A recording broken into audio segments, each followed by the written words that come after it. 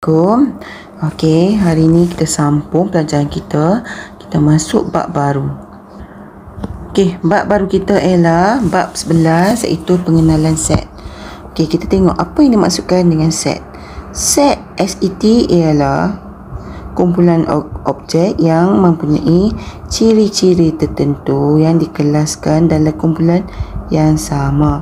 Okey, dalam kumpulan yang sama mempunyai ciri-ciri tertentu di dalam sebuah kumpulan. Okey, kita tengok contoh. Kelaskan objek dan senarai di bawah kepada pengangkutan darat, laut dan udara. Okey, so sebelum tu kita kelaskan. Kereta darat, lori darat, kapal laut, helikopter udara, roket udara, kapal terbang udara, van darat, bas darat, sampan laut, bot laut, feri laut, belon udara. So udara. So jadi kita kelaskan mengikut kumpulan-kumpulan. So jadi kalau pengangkutan darat kita tulis balik kereta, and then apa dia? Lori. Okey, lepas tu habis dah huruf D, ni ada D lagi. Van, lepas tu bas. Okey, dah habis. Laut, kapal, sampan,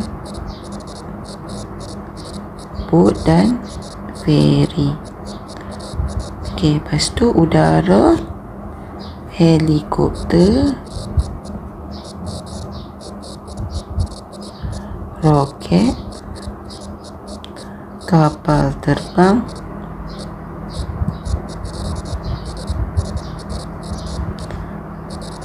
belon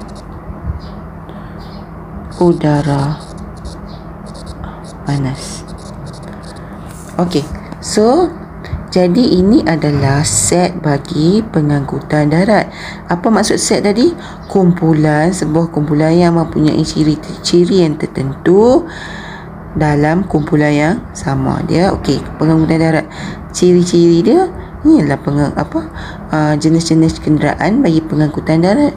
Ciri-ciri dia adalah semua sama, iaitu yang kereta, lori, van dan bas ni ialah pengangkutan darat. Okey. Okey, ini adalah bendera Malaysia. Okey. So, jadi bagaimana cara untuk menulis set? Cara untuk menulis set ada 3 jenis yang patut kamu tahu. Pertama ialah, okey, kita katakan bendera Malaysia ni kita akan katakan set A. Okey, kita berkaitan dengan keperihalan. Okey, tadi cikgu kata ada 3 jenis: perihalan, penyenaraian, tata tanda, pembina set. Okey, perihalan. Okey, A ialah set yang terdiri daripada warna dalam jalur gemilang. Okey, kita akan wakilkan set A ni sebagai warna dalam jalur gemilang. Okey, penyenaraian. Okey, penyenaraian ini ialah diwakili dengan menggunakan tata tanda set. Okey, ini adalah tata tanda set. Okey, contohnya set A kan, kita tak payah tulis perkataan kat depan ni SET, set A, tak payah. Kamu mesti tulis huruf A, huruf besar bukan huruf kecil. Lepas tu ada simbol sama dengan dan tata tanda set, iaitu buka kurungan. Kurungan yang macam melengkung ni buka dan tutup. Okey, setiap ni kamera jalur gemilang kita ada warna merah, putih, kuning dan biru, dipisahkan dengan tanda koma dan jarak satu space. Okey, so ada koma, jarak, koma, biru, koma, jarak dan unsur dia. Ni merah, putih, biru dan kuning dikenali sebagai unsur yang dipisahkan dengan koma. Okey, tu setiap objek dalam set itu dinamakan unsur. Okey, so tata tanda pembina set. Set A diwakili dengan menggunakan tata tanda pembina set. Okey, jadi macam mana nak buat tata tanda pembina set? Okey, kita tulis set A, simbol sama dengan macam penyenaraian, tapi kita akan buat simbol buka kurungan dan tutup kurungan mesti ada. Kita akan tulis X, satu anu, itu pemilik ubah, titik bertindih, dan anu itu kita tulis warna dalam jalur gemilang. Okey, tak apa, nanti sekejap cikgu tunjuk lagi beberapa contoh untuk kamu lebih faham bagaimana nak menulis dalam perihalan penyenaraian dan tata tanda pembina set. Okey, ini adalah contoh. Dikatakan hurai setiap yang berikut dalam set dengan menggunakan perihalan, penyenaraian dan tata tanda pembina set. Okey, kita jawab soalan A. Huruf dalam perkataan Malaysia. Okey, so jadi macam mana kita nak buat penyenaraian, perihalan, tata tanda pembina set. Okey, kita katakan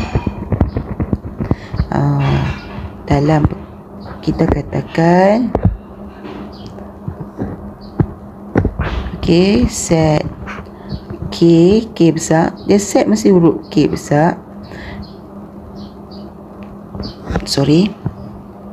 Set. Katakan set yang diwakili ialah huruf K tadi. K mesti huruf besar. So kita kena tulis dalam bentuk perihalan,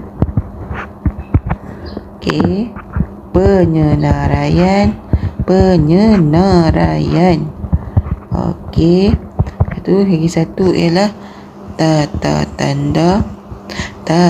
tanda pembina set.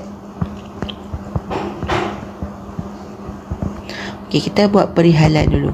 Okey, perihalan kita pakai huruf K kan. K, set kita sebagai huruf K besar. Mesti huruf K besar. Nak pakai huruf lain pun boleh. Cikgu guna huruf K. Okey, K bila perihalan ialah set. Okey, set yang terdiri daripada huruf dalam perkataan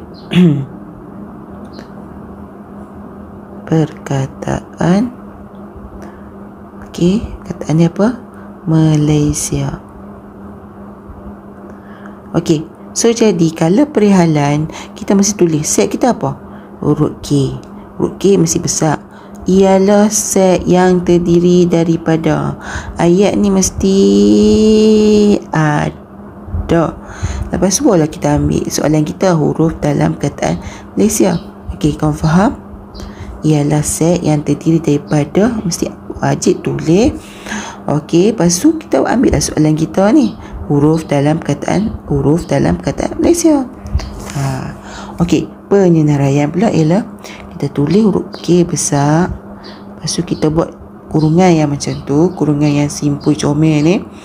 Okey, perkataan Malaysia kan. So M, lepas tu ada huruf A, lepas tu huruf L, lepas tu A. A ni kita dah tulis kan. Tak tulis lagi dah. Lepas tu huruf Y. Okey, lepas tu S. Okey, I. A yang hujung ni kan ada dah, kita dah tulis. Tak perlu tulis banyak kali. Sekali saja. Jadi kita tutup kurungan. Di dalam ni dikenali sebagai unsur dipisahkan oleh koma. Okey, sekarang kita nak buat tata tanda pembina set. Jadi macam mana kita nak buat? Kita pakai huruf K, boleh sama dengan dia macam penyenaraian juga. Buka kurungan. Lepas tu kita kena tulis X.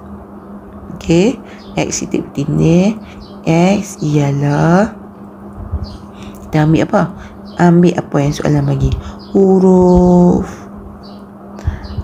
dalam perkataan Malaysia.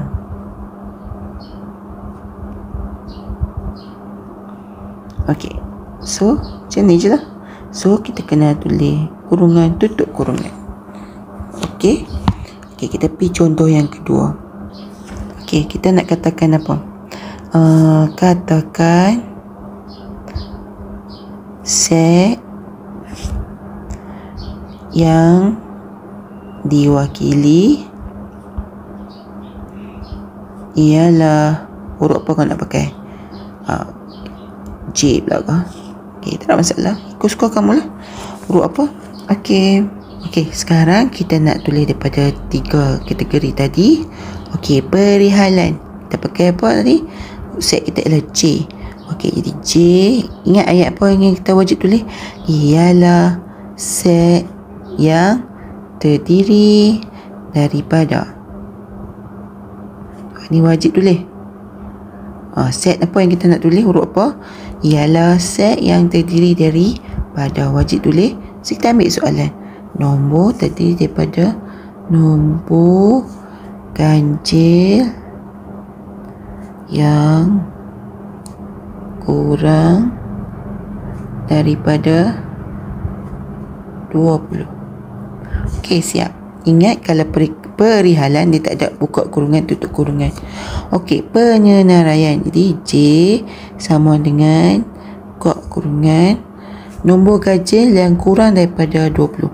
Jadi nombor ganjil nombor 1. Lagi nombor apa? 3, 5, 6 bukan, 7, 8 bukan, 9, 10 genap, 11, 12 genap, 13, 15, 17, 18 genap, 19, 20 genap kan. Dia kata kurang daripada 20.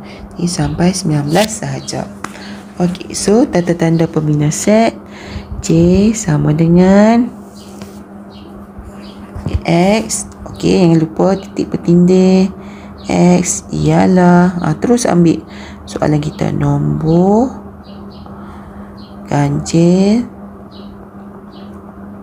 ya, kena ambil sebiji. Yang tertinggal satu perkataan pun yang kurang daripada 20. Okey, jangan lupa tutup kurungan. Okey, siap. Okey, kita tengok contoh set kosong. Apa yang dikatakan set kosong? Kita tengok pelajaran cakap apa.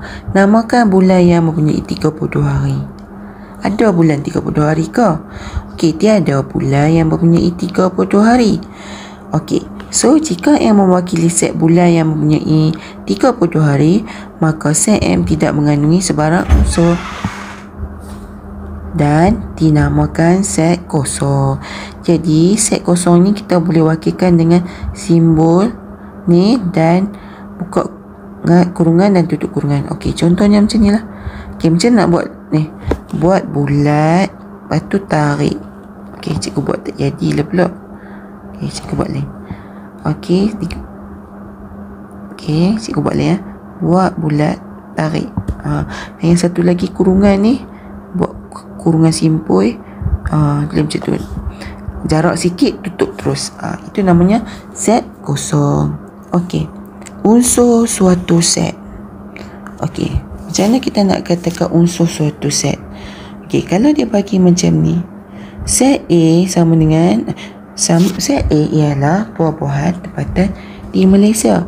Oh, tertinggal ni, tutup kurungan. Okey, ini jenis apa? Perihalan, penyenaraian.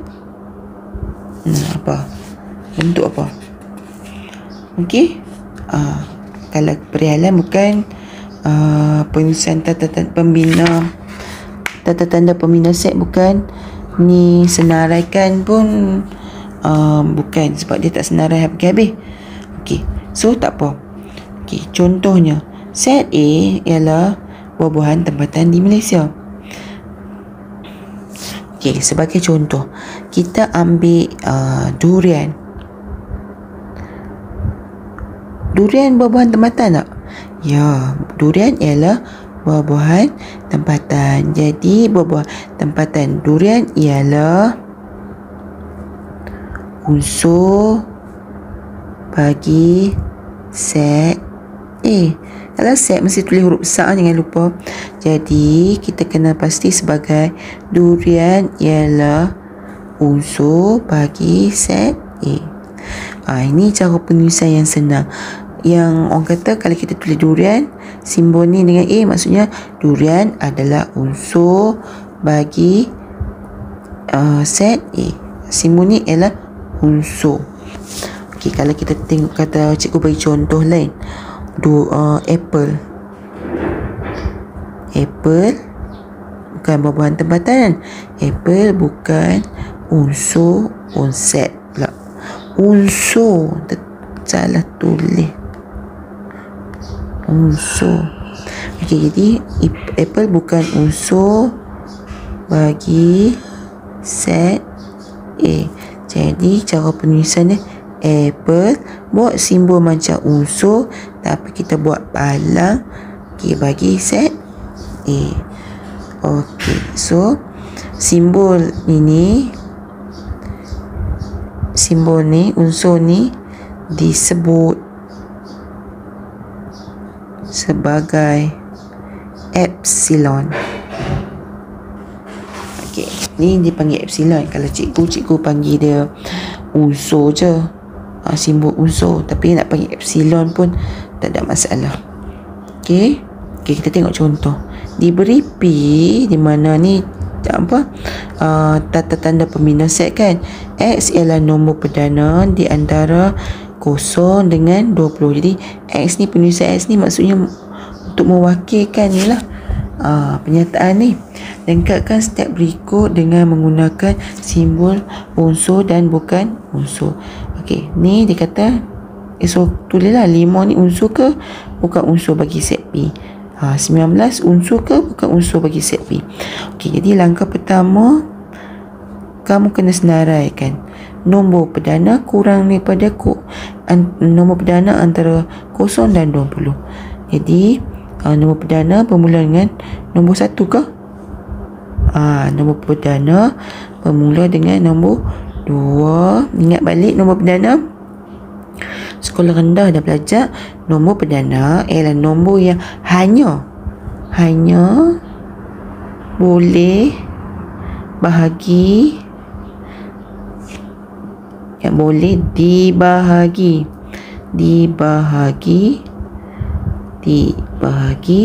dengan dirinya sendiri, dan nombor 1. Ni maksud nombor perdana. Okay, so nombor perdana ialah nombor 2, 3, 4 tak boleh sebab boleh bahagi dengan 2. Lepas tu 5, 6 tak boleh bagi sifar 2. Nombor perdana nombor 2 ni je genap, tak boleh semua ganjil. 7, 8 genap, 9 ganjil tapi 9 boleh bagi sifar 3, tak boleh. 10 genap, 11, okey, 11, 13, 15 ganjil tapi boleh bagi dengan sifar 5, tak boleh. 15 tak boleh. 17, okey, plus 19, 21. Oh, tak boleh 21 lebih pada 20. Okey. Okey, ini je lah nombor perdana.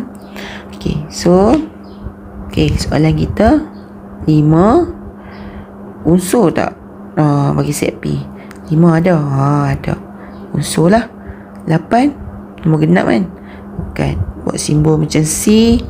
Tak susah nak buat macam simbol C, tarik macam tu. Ni kalau unsur, kalau bukan unsur palang macam tu. Okey, ni tambah tu. Ni betul tak? Bukan unsur, palang. 19 ada. Jadi unsur bagi set P 1. 1 bukan. Buat macam C, tarik macam tu, palang. Okey. Itu saja untuk hari ini. Okey, terima kasih.